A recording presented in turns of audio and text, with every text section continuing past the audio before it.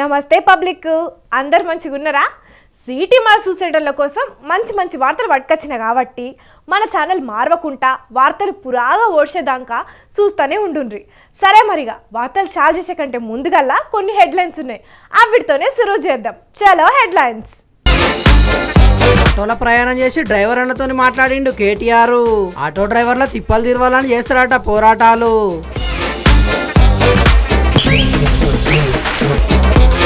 ఇంటి గోడ కూలగొట్టిపిచ్చి ఆదర్శంగా నిలిచిండు ఎమ్మెల్యే సారు. కేవీఆర్ అన్న చేసిన పనికి తారీఫ్ చేస్తున్నారు కామారెడ్డి జనాలు.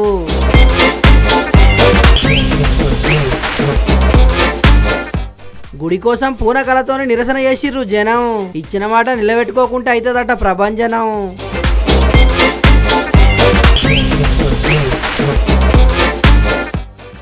సర్కార్ దవాఖానలో నర్సులు చేసిర్రు నిర్లక్ష్యం.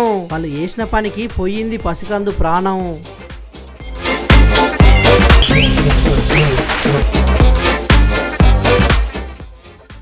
పూల బొకేలు అమ్ముకున్న గంగులు.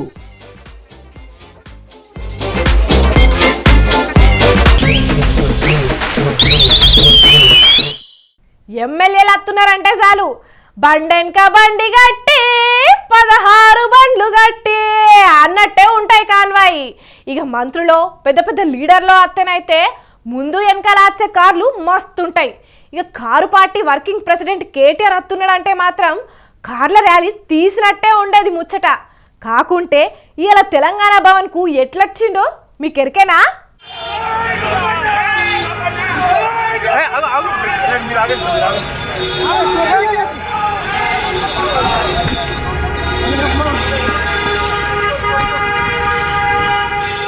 చూసినారుల్లా, car party working president KTR కార్ల కాకుండా ఆటోలో పోతున్నాడు. మరిది కేటీఆర్ లెక్కనే ఉన్న డూప్ మనిషి తిరిగిన వీడియో కాదు, బరాబర్ కేటీఆరే ఇట్లా ఆటోలో తిరిగిండు. జూబ్లీహిల్స్ నియోజకవర్గం టీఆర్ఎస్ పార్టీ సమావేశం యూసఫ్గూడలో ఏర్పాటు చేసిర్రు. ఇక ఆ మీటింగ్ ఒడిచినాక సీదా కార్ల పోకుండా తొవ్వంటి పోతున్న ఆటోను ఆపి ఎమ్మెల్యే మాగంటి గోపీనాథన్ను దాంట్లో ఎక్కించుకొని తెలంగాణ భవన్కు పోయిండు. ఇటు గమ్యం చేరినట్టు ఉంటది, అటు మహిళలకు ఉచిత బస్సు ప్రయాణం చేయంగా డ్రైవర్లు పడుతున్న తిప్పలు అరుచుకున్నట్టు ఉంటదని అనుకున్నాడు కావచ్చు. గందుకే ఎన్నడూ లేంది ఇట్లా ఆటోల ప్రయాణం చేసిండు.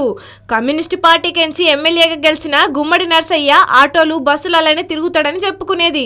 కాకుంటే ఇప్పుడు అట్లా చెప్పుకుందామంటే ఒక్క లీడర్ అంటే ఒక్కరు కూడా అట్లా తిరిగేటోళ్ళు లేరు. చిన్న చిన్న పదవులు వచ్చినా పెద్ద పెద్ద కార్లలో తిరుగుతున్న జమానా నడుస్తున్నది.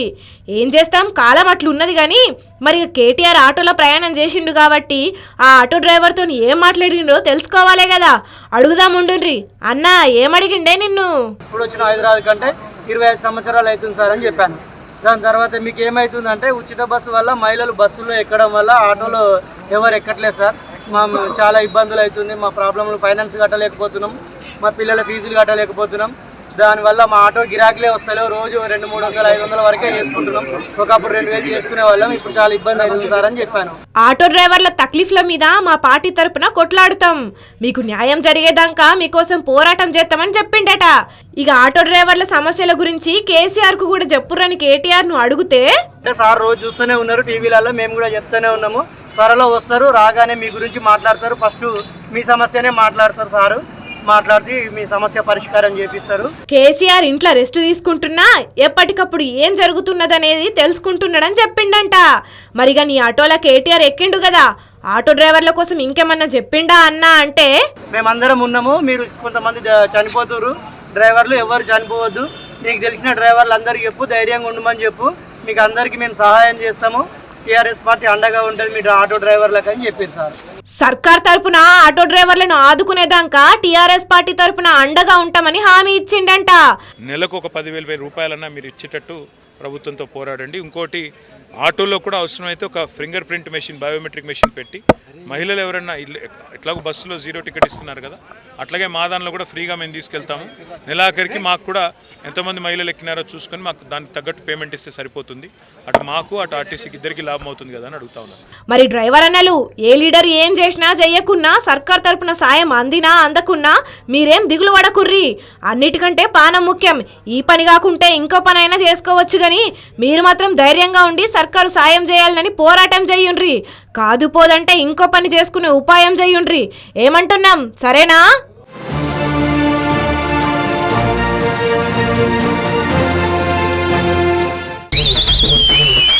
కొంతమంది రాజకీయ నాయకులు చెప్పే మాటలకు చేసే పనులకు అస్సలకే పొంతనుండదుల్లా. అధికారం వచ్చేదాకా ఓ మాట, అధికారం చేత పట్టినాక ఇంకో మాట అన్నట్టే చేస్తారు చాలా మంది లీడర్లు. కానీ ఈ ఎమ్మెల్యే సాబు అందరి లెక్క కాదు. మాట ఇస్తే తప్పేదే లేదు, బరాబర్ అన్నమాట మీద నిల్చుండి పని చేస్తా అని చెప్తాడు. చెప్పుడే చేసి చూపెట్టిండు. ఇంతకు ఎవ్వలా ఎమ్మెల్యే ఏం పని చేసిండు అంటారా? చలో వార్త వస్తాంది చూడుర్రి.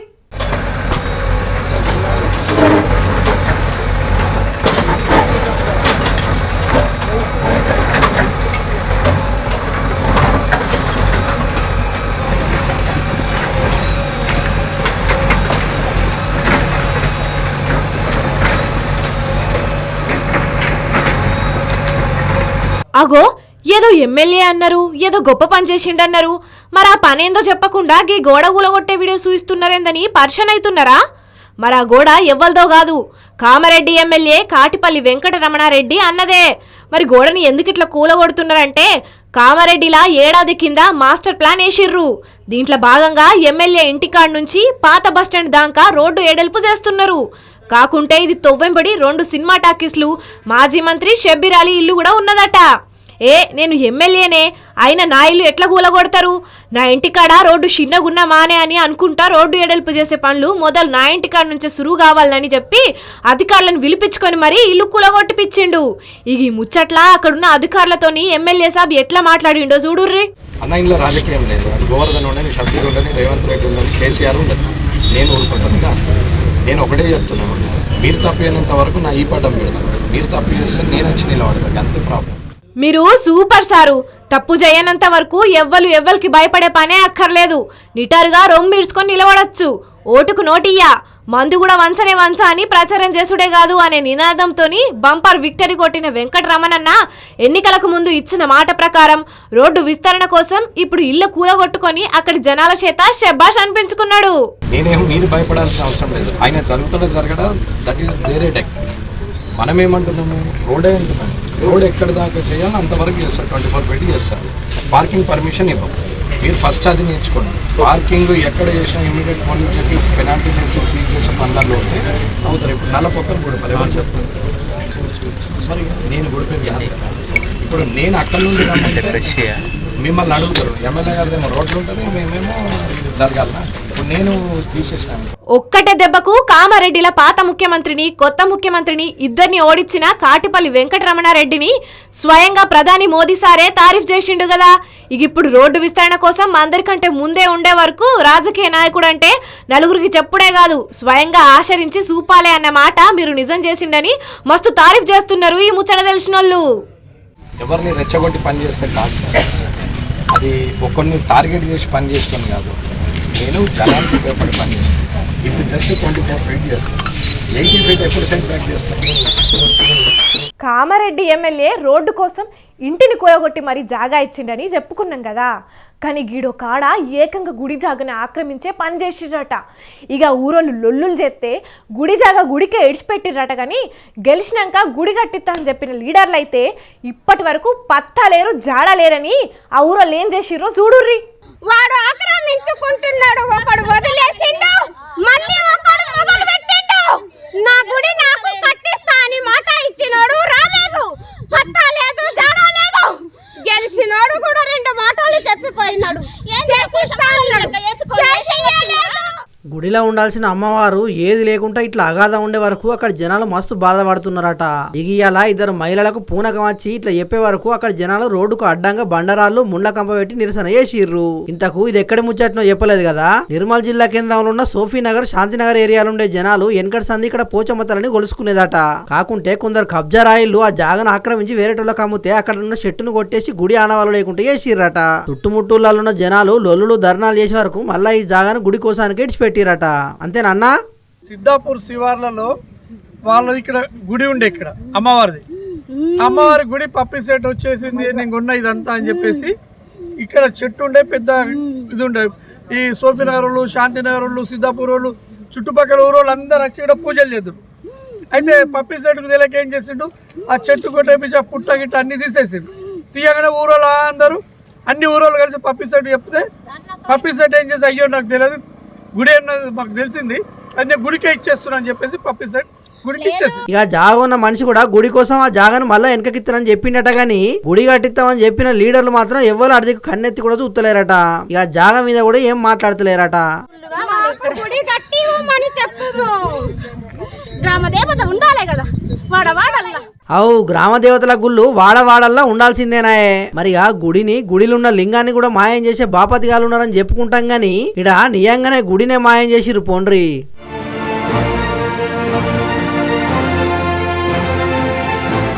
దేశంలో మన రాష్ట్రంలో ఉన్న సర్కార్ దవాఖానాలే బ్రహ్మాండంగా ఉంటాయి. మన దగ్గర డాక్టర్లు మంచిగా పనిచేస్తారు. సర్కార్ దవాఖానాలలో అయ్యే కాన్పులు కూడా పెరిగినాయి. పేదలు ఎవ్వరు కూడా ప్రైవేట్ హాస్పిటల్కి పోయి పైసలు ఖర్చు పెట్టుకునే అక్కరే లేదని సర్కార్ పెద్దలు చెప్తుంటారు. కానీ గీడో సర్కార్ దవాఖానలో ఏం జరిగిందో చూడుర్రి.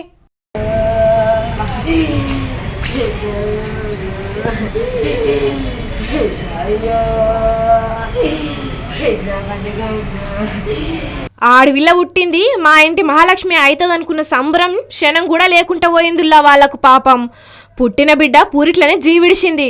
మరి ఇది ఏ మారుమూల ప్రాంతంలోనో లేకుంటే వైద్య సౌలతులు లేని ఏరియాలనో అయ్యింది కూడా కాదు. హైదరాబాద్లో ఉన్న ఉప్పల్ సర్కార్ దవాఖానలోనే జరిగింది. పాపం పురిటి నొప్పులు అత్తునే అని బిడ్డను తీసుకొని హాస్పిటల్కు తీసుకొచ్చే వరకు ఆడ డాక్టర్ అందుబాటులో లేకుండేనట. డాక్టర్ లేడు కాబట్టి వాళ్ళని వేరే దవాఖానకు పంపకుండా అక్కడున్న నర్సులు అసిస్టెంట్లు కలిసి ప్రసవం చేసేసరికి పుట్టిన బిడ్డ జీవిడిచింది. నా బిడ్డ పెద్ద ఆఫీసర్ అయినా చిన్న ఆఫీసర్ అయినా కానీ నాకు పాప అయినా బేబీ అయినా ఎవరైనా పర్లేదు. ఫస్ట్ కాన్పు నా బిడ్డను 5 నెలలు తీసుకొచ్చుకున్న వాళ్ళ అత్తగారు మంచోడు కాదు. నాకు ఎవరైనా నా పాప మంచిగా ఉండాలని చెప్పి ఆపరేషన్ చేసింది ఎవరు? నర్సు చేసింది. డాక్టర్ లేడా? లేరు. అడిగిరా మీరు? అడిగిన డాక్టర్ లేరు. నేను చేస్తానని అన్నది నర్సు. ఇన్నరా ఆ అమ్మ గంత మంచిగా చెప్పినా కూడా నేను చేస్తా అని చెప్పిందట నర్సు. నేను ఇంత అధ్వానం ఉంటుందా చెప్పుర్రి? డాక్టర్ చేసే పని డాక్టర్ చేయాలి, నర్సు చేసే పని నర్సు చేయాలి. కానీ గిదేం పని అన్నట్టు. మరిగా ఈ ముచ్చట్ల వైద్య అధికారులు ఏం చర్యలు తీసుకుంటారో ఏం కథనో కానీ కామన్ పబ్లిక్ మాత్రం మస్తు గరమైతున్నారు. ఇక తెలంగాణ రాష్ట్రం ఏర్పాటైన కాడ నుంచి సర్కార్ దవాఖానలలో అయ్యే కాన్పులు పెరిగినాయి. మధ్యతరగతి కుటుంబాలు కూడా సర్కార్ దవాఖానలనే కాన్పులు చేయించుకుంటున్నారు. రూపాయి ఖర్చు లేకుండానే కాన్పు ఒడ్డెక్కుడే కాకుండా మీదికెంచి అన్ని తీర్ల వస్తువులు ఉన్న కిట్టుతోనన్నట్టుగా ఆడవిల్ల ఉడితే 12,000, మగ పిల్లగాడు పుడితే 13,000 రూపాయలు కూడా ఇస్తున్నారు. ఇక్కడి వరకు మంచిగానే ఉన్నది. కానీ కొందరు డాక్టర్లు చేస్తున్న తప్పుల వల్ల ఇప్పుడు అందరు బాధపడే పరిస్థితి మోపైతున్నది. మరిగా ఆరోగ్యం శాఖ మంత్రి దామోదర్ రాజనరసింహ సారు జర సర్కార్ దవాఖానలన్నిటి మీద ఓ నజరయ్యుండ్రి. అసలుకు ఎవ్వరు పని చేస్తున్నారు, ఎవరు పని చేయకుండానే జీతం తీసుకుంటున్నారు, సర్కారు దవాఖానల్లో కొలువులు చేసుకుంటా ప్రైవేటు క్లినిక్లు ఎవ్వరు నడుపుతున్నారనే దాని మీద విచారణ చేసి చర్యలు తీసుకోండి. అట్లనే సర్కార్ దవాఖానల్లో అన్ని తీర్ల సౌలతులు ఉండేటట్టు చెయ్యుర్రి. జర ఇప్పుడిప్పుడే ప్రభుత్వ ఆసుపత్రులకు జనమత్తున్నారు. ఇసొంటి వార్తలు బయటకత్తే మళ్ళా నేను రాను బిడ్డో సర్కార్ దవాఖానకు అనే పరిస్థితి అత్తది కాబట్టి చూసుకోండి.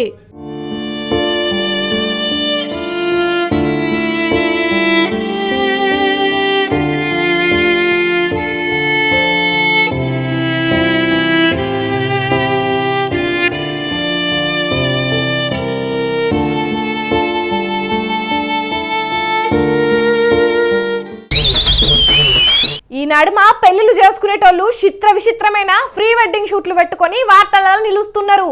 ఇక కొందరైతే ప్రమాదకర స్టంట్లు కూడా చేసి చేతులు కాల్చుకుంటున్నారు. అట్లా గీడో కొత్త జంట లగ్గమైనాక ఫోటోలు దిగేటప్పుడు ఏం చేసిర్రో చూడుర్రుల్లా.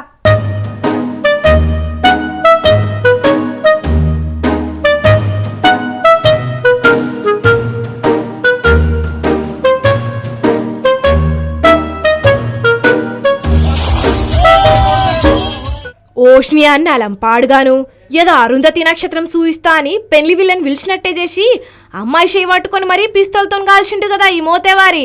ఉత్తరప్రదేశ్లో జరిగింది ఇది.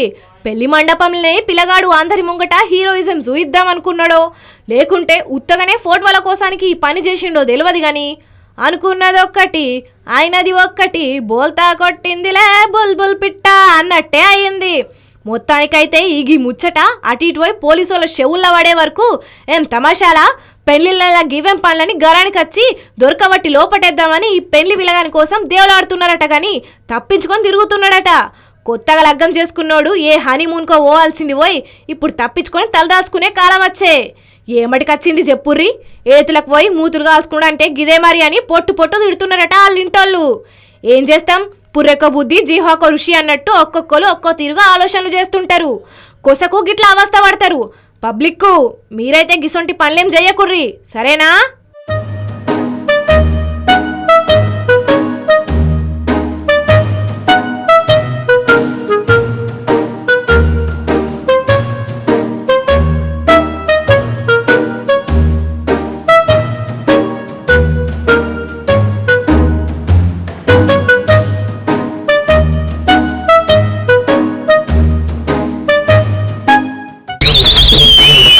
మన దేశంలో అన్ని ఆటల కంటే ఎక్కువ క్రికెట్ అంటేనే మస్తు పిచ్చి ఉంటుంది. గ్రౌండ్ లేకున్నా 11 మంది ఆటగాళ్ళు లేకున్నా మంచిదే. బ్యాటు బాల్ పట్టుకొని గల్లీలనే ఆట పెడతారు చాలా మంది పోరగాళ్ళు. అది అందరికీ తెలిసిందేనాయే. ఇంతకు నువ్వు చెప్పే వార్త ఏంది అంటారా? నేను తెచ్చింది కూడా క్రికెట్ ఆట ముచ్చట్నే, కాకుంటే వీళ్ళు ఆడిన జాగా మాత్రం వేరే లెవెల్ ఉంటుందిలా. అబ్బో గంతగానం ఎక్కడ ఆడిర్రు అంటారా? చలో వీడియో ఎడిటర్ అన్నా రమేష్ అన్నా నువ్వు వీడియో ఇడివిగా.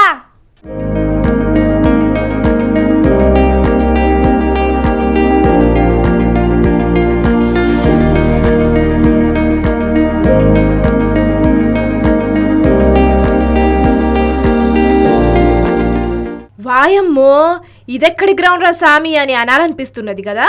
ఈ గ్రౌండ్ కూడా నిజంగానే వేరే లెవెల్లో ఉన్నదిలే. మరి ఈ వీడియో ఎక్కడ దొరికిందో తెలియదు కానీ ఆనంద్ మహీంద్ర సారు ట్విట్టర్లో పెట్టే వరకు మస్తు వైరల్ అవుతున్నది. కొండలు కోనల అంచులో ఉండేటోళ్లకు అందుబాటులో గ్రౌండ్లు ఉండయి కాబట్టి వాళ్ళు అక్కడ గుట్టలకు అంచు పంటున్న రోడ్ల మీదనే ఇట్లా క్రికెట్ ఆడి కోరిక తీర్చుకుంటున్నారు. మరిగా మన దేశంలో బుడ్డ పొరగాళ్ళ కాడ నుంచి పండు ముసలోళ్ళ దాకా చాలా మందికి క్రికెట్ అంటే మస్తు పిచ్చి ఉంటుంది. శాతగానోళ్ళు టీవీలలో చూసి సంతోషపడితే పిల్లగాళ్ళు మాత్రం ముత్తెమంత జాగ దొరికినా ఖాళీ టైం దొరికినా మస్తు ఆడుతుంటారు. సోషల్ మీడియా మస్తు హుషారుగా వండుకుంటా ఇసొంటి ఇచ్చంత్రాల వీడియోలు పెట్టే ఆనంద్ మహీంద్ర సారు ఈ వీడియోను షేర్ చేసి మన దేశ క్రికెట్ను ఇంకో లెవెల్కు తీసుకుపోయిందని కామెంట్ పెట్టిండు. ఈ వీడియోను చూసిన నెటిజన్లు ఈ తీరుగా క్రికెట్ ఆడిన వాళ్ళని మేము ఎక్కడా చూడలేదని కొందరు కామెంట్ చేస్తుంటే క్రికెట్ మన రౌతంలోనే ఉన్నది, జాగతోని సంబంధం లేదు, ఎక్కడైనా ఆడే టాలెంట్ మన దేశస్తులకు మాత్రమే ఉంటుందని ఇంకొందరు ఇట్లా తీరు కామెంట్లు పెడుతున్నారు. మొత్తానికైతే పని చేయాలన్న సంకల్ప బలం గట్టిగుంటే ఎసొంటి పరిస్థితులు ఎదురుపడ్డా అస్సలకే వెనకకు పోకుండా ముందడుగేయాలని వీళ్ళు మళ్ళొక్క పని రుజువు చేసిర్రు. మరిగా పబ్లిక్ ఉత్తగానే వీడియో చూసి ఇడిచిపెట్టకుండా దీని నుంచి నీతిని కూడా తెలుసుకోండి. ఏమంటున్నాం?